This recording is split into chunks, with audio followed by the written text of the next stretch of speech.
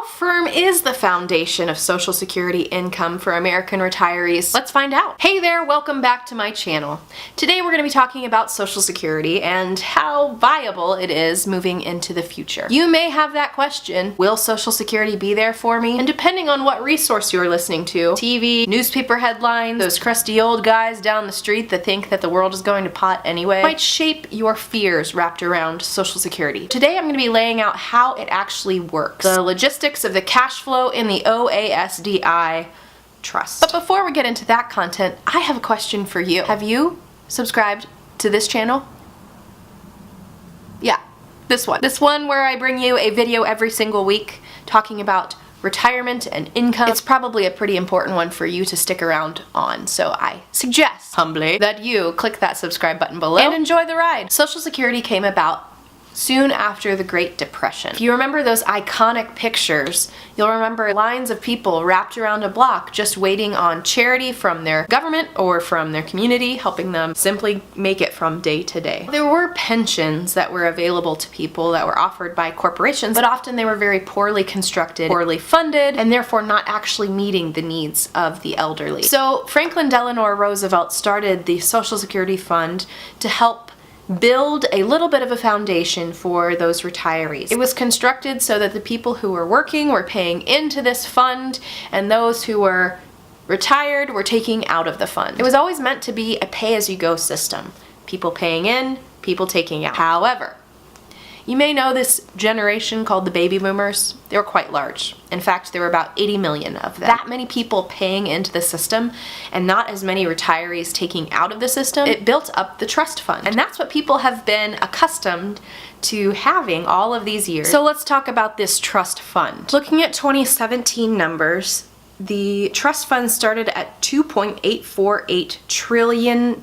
So you'll see that $996 billion came in, $952 were paid out, and if you do the math there, that's $44 billion of money that was added into that trust fund. So as you may know, we still have the tail of baby boomers who have not actually retired yet and have not actually collected from Social Security. What happens when that scale kind of tips and there's more people taking out of Social Security than paying into Social Security? It makes people a little bit anxious because they're thinking, once it's gone, what happens to my Social Security income? If nothing changes at this point, Social Security benefits will drop to 77% of what they are currently giving in 2034. So that trust fund will be eaten up. We'll just be relying on the cash flow coming in, meeting the needs of the cash flow going out. I recognize those words are kind of scary to understand that our benefits would be dropping to 77%. But we have a little bit of time before then, and Social Security is a hot topic within legislation. There are a couple of levers that can be pulled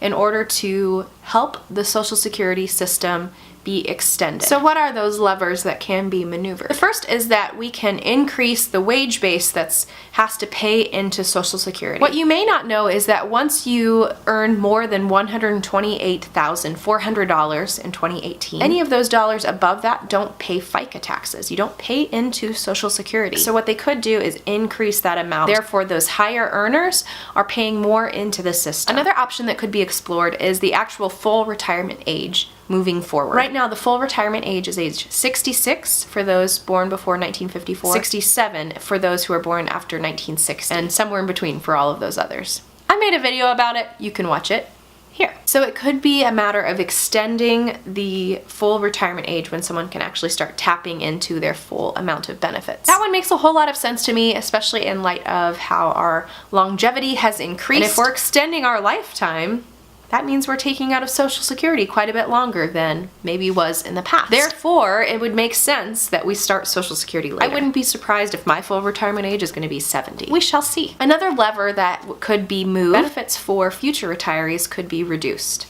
So if we don't promise as much, it doesn't require as much money, right? This is probably not a popular piece of legislation that would go into play. I imagine people would be pretty upset about that. So that's just another reason for you to, in advance, be prepared and save a little bit more. To conclude with the levers that could be pulled legislatively, the cost of living adjustments could be adjusted. The actual calculation for how that is done could be changed.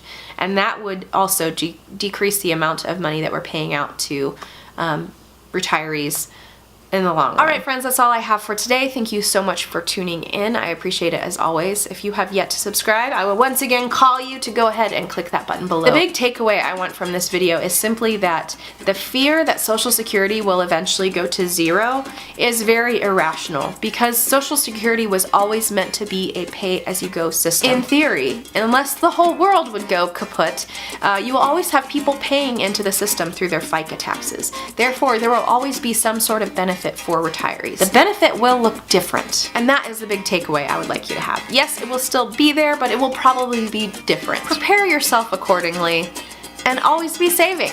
That's my mantra. You'll just hear me keep saying that here. Keep saving, keep saving.